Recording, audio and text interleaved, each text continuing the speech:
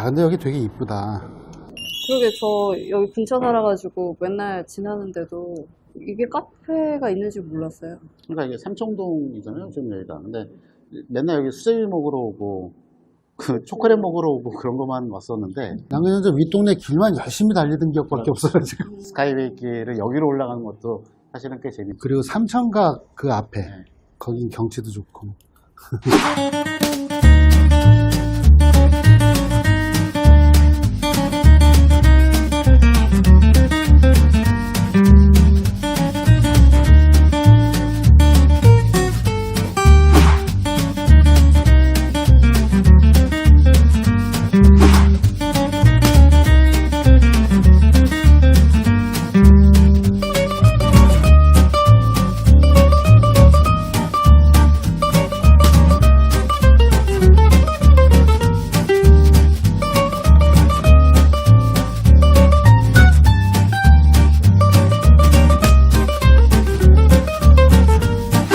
이번에 이게 작년 이맘때 왜 그 가주 레이싱에서 WRC 나가는 거 경기차 새로 만들어서 했잖아요. 그거 발표하면서 프로모션 영상을 딱 봤던 기억이 나는데, 그때 그 토미 마키넨이 이제 팀장으로 가면 거기에 그 아키오 회장이 와서 직접 레이싱 수트 입고 와가지고 그래서 그 차 타면서 다시 얘기하고 우리는 이기기 위해서 왔다 이런 얘기하면서 막 사실 처음 시작하는 팀에 와서 막 팍팍 부담 주는데 웃으면서 막 그거 닳고 이기래.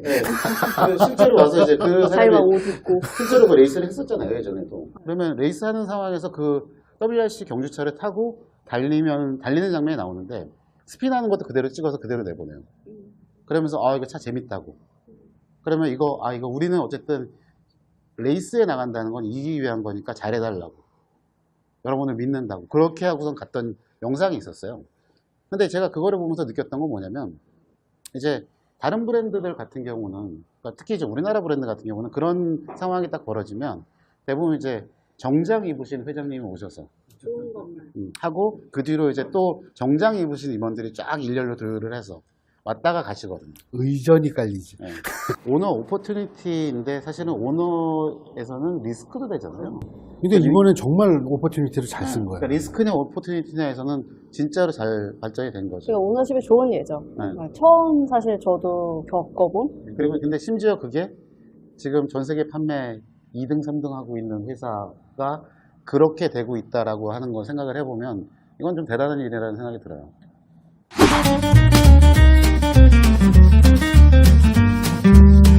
렉서스든 브랜드가 이제 앞뒤, 옆이 이제 조화를 이루기 시작하고. 그러니까 디자인적인 부분인데. 그리고 지금 캠리가 그래요. 이번 캠리가 보면은 뭐 이걸 갖다가 정말 공격적이고 뭐 이런 이야기를 하는 거가 사실 공격적이라는 게 야하고 날씬하는 게 공격적이라고 얘기할 수는 없잖아요.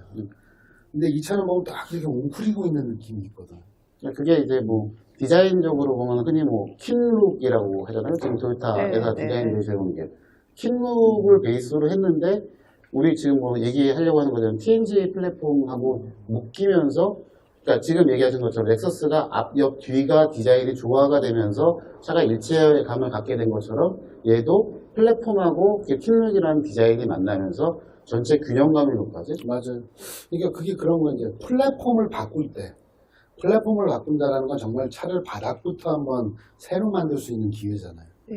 그럴 때 방향 잘못 잡으면 배가 산으로 그렇죠. 가요. 아니면 배가 정원초가로 침몰을 해요. 그런데 얘는 딱 보니까 방향 딱 잡아놓고 TNGA 그 모듈형 플랫폼을 우리는 어떤 방향으로 간다. 그렇게 해가지고 다 그 하드 포인트라고 하거든요. 네. 이제 서스펜션이나 이런 샤시의 주요 포인트들의 포지션을 어떤 성격으로 딱 잡고 그러다 그거를 잇는 디자인을 하니까 차가 이제 좀 본격적이고 심각한 디자인이 나옵니다. 그래서 이번에 이제 출시 현장이 저희 이제 대부분 차를 보고 직접 저희도 시승해보기도 했는데, 사실 처음 딱 보자마자 이렇게 별다른 설명 없이 얘네가 말씀하신 대로 좋은 의미로 공격적으로 디자인이 균형이 잘 바뀌었구나 라고 느껴서 굉장히 저는 신선했어요. 설명을 들을 필요가 없더라고요. 맞아요. 그러니까 이게 보면은 사실은 처음에 이제 가기 전에 우리가 재원표 같은 거를 어느 정도 미리 보긴 하잖아요. 근데 딱 봤을 때 저는 진짜 제일 놀랬던 게 휠베이스였어요. 아, 왜냐면 이제 나중에 저기 가셔서 네. 카탈로그들 한번 쭉 찾아보세요. 보면 이 토요타 캠리, 혼다 어코드, 닛산 알티마, 이 일본 3사, 이 중형 세단이 약속이 난 듯이 휠베이스가 다 2775mm였어요. 그런데 몰랐네요. 그게 원래 일본에는 원래 옛날에는 휠베이스하고 차폭 가지고 차의 등급을 정하는 그 세금 매기는 기준이 있어요. 3넘버인지 5넘버인지 5넘버인지 7넘버인지 앞에 번호판에 숫자가 붙는데 그 숫자가 세금 등급을 나타냈었거든요. 근데 그게 이제 차 크기 지금 말씀하신 거하고 배기량하고 엮여서 갔던 거라 우리나라 옛날 갓그랜저 있잖아요. 네네네. 걔가 휠베이스가 2750밖에 안 돼요. 가분수예요. 그리고 차는 큰데 보면 바퀴는 이렇게 쏙 들어가 있어요. 그게 그 휠베이스하고 차폭 때문에 중형차 세금만 내려고 그렇게 만들었던 거거든요. 그래서 그때 갖고 와서 마스다 루체 베이스로 했던 그 기아 포텐셜도 사실은 마찬가지였어요. 맞아요. 오버바인드가 엄청 길죠. 네. 그래서 근데 이 캠리가 이번에 그러니까 옛날에 그 규정의 흔적이었겠지만 신사협정처럼 남아있었던 2775mm라고 하는 거를 팍 깨고 나왔어요. 그것도 심지어 50mm 그러니까 2825가 돼버린 거예요. 물론 아직 이게 유럽차보다 조금 짧긴 한데 일본차 입장에서 볼 때는 완전히 차의 성격을 바꿀 수 있을 만큼 휠베이스가 많이 변한 거예요. 사실 50mm는 차에 어디에서도 굉장히 큰 수치죠. 그쵸. 네, 2cm 가지고도 벌벌 떨 수 있는 거라서. 게다가 휠베이스 5cm면 차의 움직임이 완전히 달라져요. 맞습니다. 근데 그거를 그렇게 깨고 나왔다는 소리는 이 차는 정말 처음부터 다시 만들었다.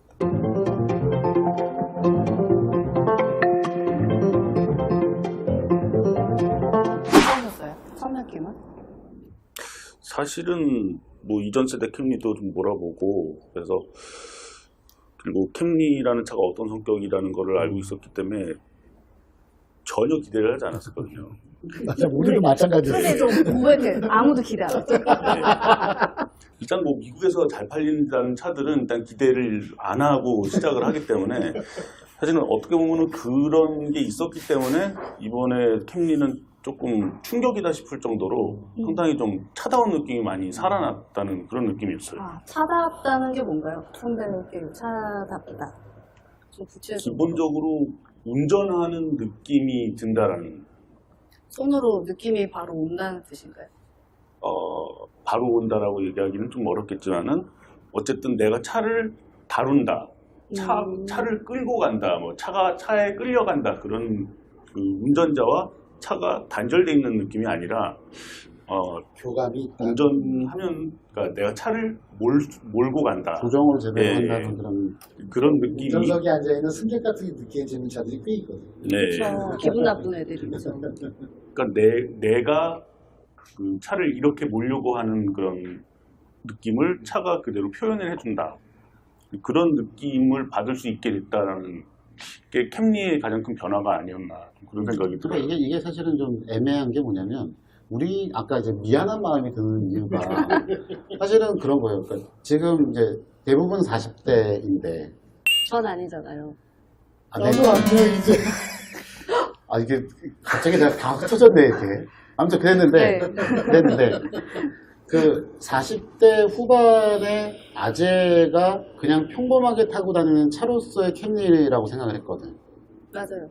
그냥. 제 친구는 진짜 아무도 안 사는 차였어요. 솔직히 말하면. 그러니까 30대인 친구들은 안 사는 차였었고 네. 그냥 아재 차라고 생각을 했었던 거거든. 근데 진짜 쓰레빠라는 얘기를 쓰레빠 말고 슬리퍼. 네. 근데 그랬는데 그거를 타고 나서 느끼는 게 지금 아까 얘기한 대로 조종이 되네. 그러니까 이게 그냥 평범한 40대 후반의 가장으로서의 아저씨가 타는 차가 아니라 자동차 칼럼니스트 이동희가 혹은 뭐 자동차 평론가 유초희가 타면서 조종을 했을 때 그래도 이랬어?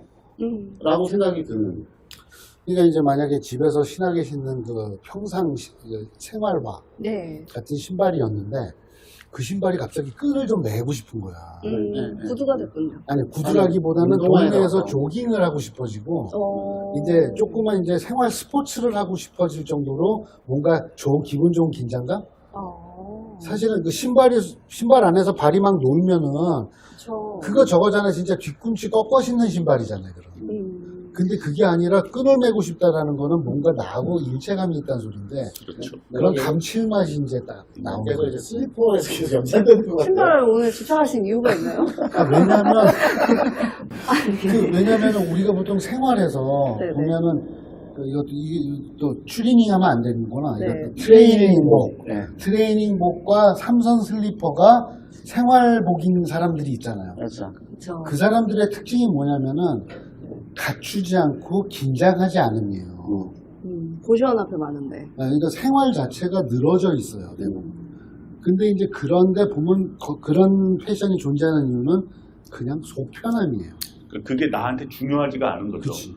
중요하지 않고 나도 다른 사람 눈을 신경 쓰지 않음이에요. 그래서 그런 사람들이 사실은 캠리를 예전에 샀었다. 그렇죠. 그러니까 그렇죠. 무난한 거야. 그냥 슬리퍼 그렇게 신어도 뭐라는 사람도 없고 그냥 어디 가서 신어도 되고 물 들어오면 털면 되고 그리고 트레이닝복도 발 더우면 걷으면 되고 아니면 내리면 되고. 그러니까 제 주변에 사는 어떤 부부는 캠리가 수입차 같지 않아 보였기 때문에 샀다는 사람이 있었어요.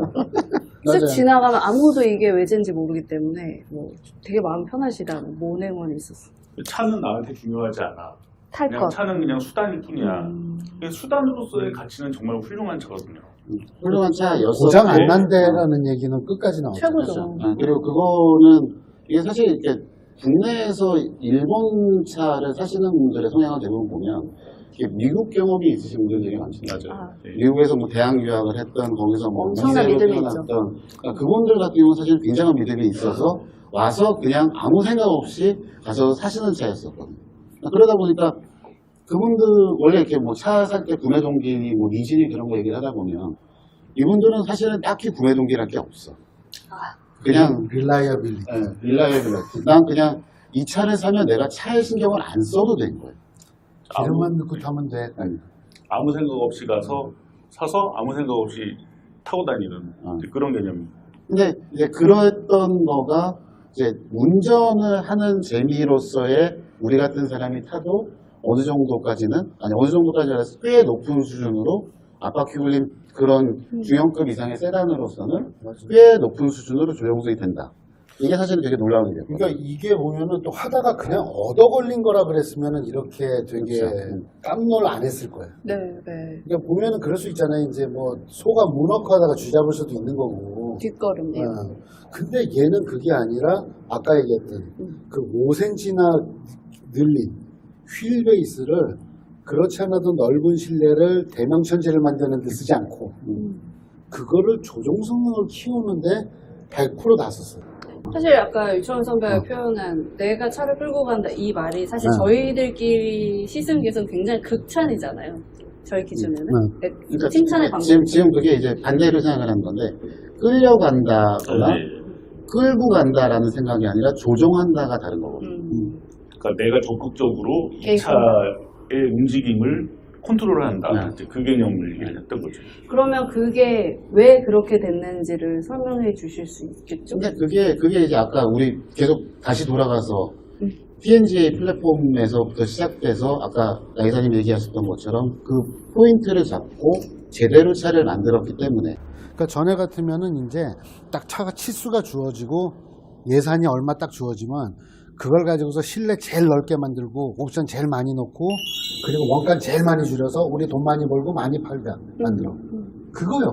그러면서 이제 안전도에 대해서는 그 전 세계 안전 테스트를 좋은 점수로 통과하게끔만 만들어. 자기가 탄다는 생각이 별로 없어요. 상품으로서 맞아요. 만들어서 물건으로서 만드는 거죠. 그랬는데 이거는 그게 아니라 연구원, 이제 끝까지 가면 회장까지. 네, 네. 정말 야 재밌게 좀 만들어봐. 차 타면서 좀 즐겁게 해봐. 근데 그게 처음에는 불필요한 것 같지만 나중에는 그게 부가가치를 늘리는 길이고 그리고 또 하나는 뭐냐면 그 우리가 보통 브랜드 충성도, 브랜드 로열티 얘기하잖아요. 그거예요 사실. 야, 이 차 재밌어. 그러면 이 차가 실망시키지 않으면은 애지간하면 그 브랜드 계속 가요. 그쵸. 그러면 브랜드 로열티 마케팅에 써야 되는 돈이 쑥 줄어요. 이건 정말 길게 보고 하는 큰 장사거든요. 오너만 할 수 있는. 사실은 뭐 마케팅이 상당히 뭐 요즘 비즈니스에서는 상당히 좀 큰 역할을 하고 비용도 많이 들어가는 분야이긴 한데 제가 생각하기로는 가장 좋은 마케팅은 좋은 제품을 만드는 거거든요. 맞습니다. 소비자들이 실제로 느꼈을 때 아 좋구나라는 거를 느낄 수 있는 그런 제품을 내놔야지 마케팅 정말 좋은 효과가 나올 수 있는 건데 캠리가 어떻게 보면 좀 약간 이전과는 좀 선을 그은 좀 좋은 제품을 만들어서 도요타의 이미지를 높이는데도 많은 도움이 되지 않을까 그런 생각이 들어요. 아무리 좋은 얘기를 뭐 이제 번쩍번쩍한 이제 카피와 이 포장을 비주얼을 해도. 만들어놔도 결국은 그거는 자기가 만질 수 없는 허상이에요. 그 브랜드를 실제로 몸으로 경험할 수 있는 건 제품이고 서비스거든요. 근데 도요타 서비스는 좋은 건데 알아. 훌륭하죠. 그런데 제품이 기름기가 하나도 없어. 그러면은 그냥 머리로 타는 차들이 되는 거예요. 근데 이제 이 차는 야 재밌어 하는 순간 포인트가 머리에서 가슴으로 내려오죠.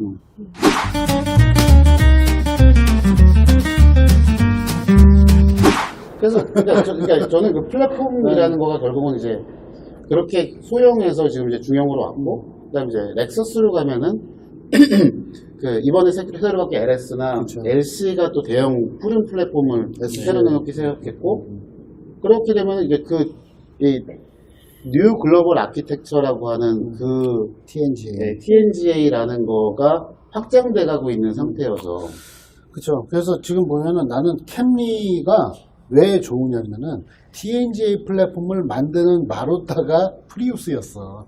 그래서 더 나은 게 나아. 그거를 익혀서 만든 베리에이션이 캠리인 거야.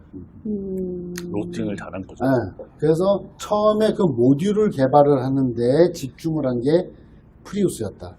그래서 하이브리드 시스템도 거기에서 신형 시스템이 딱 나오고 확 좋아졌죠. 그리고 모듈형 플랫폼으로 딱 들어가면서 이제 패키징에 더 집중을 하는 그런 쪽이었다면 그걸 가지고 무슨 색깔을 가진 차를 만들래? 라고 했을 때 그 색깔이라고 하는 양념을 딱 집어넣은 게 플러스 알파의 숙성도와 그게 들어간 게 캠리라는 거예요.